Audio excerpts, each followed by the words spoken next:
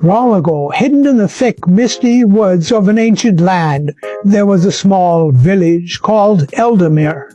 It was a quiet, self-sustaining place, isolated from the rest of the world. The villagers lived simple lives, tending to their farms, weaving their clothes, and passing down old stories by candlelight brushes. But Eldermire had a terrible secret. For centuries, the village had been blessed with abundant harvests. Their livestock never fell ill, and their children grew strong and healthy.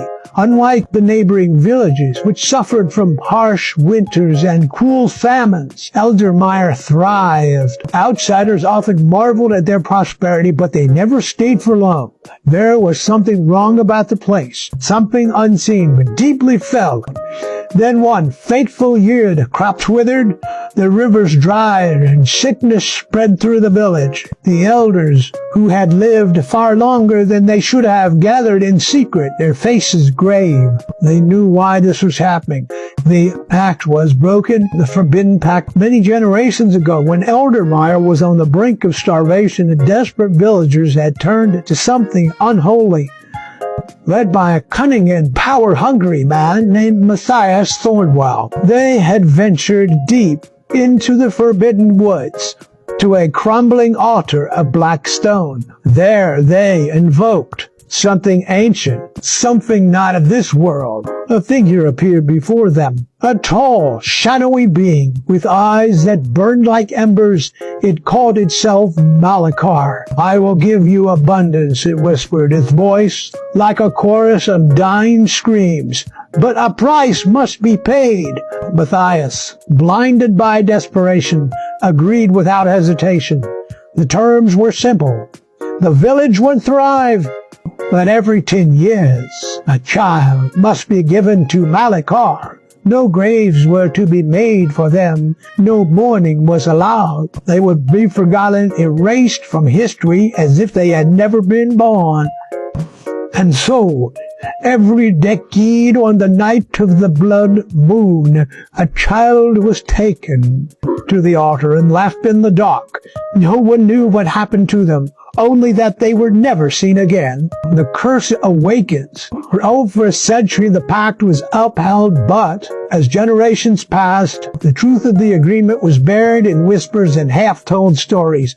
The villagers grew complacent. Some doubted the existence of Malachar. The latest decade came and no child was offered.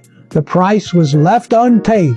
At first, nothing happened, but then the shadows lengthened and whispers slithered through the village at night. The cattle died suddenly, their eyes turning black before they collapsed. The wells ran red with blood. Children woke screaming, speaking in voices not their own.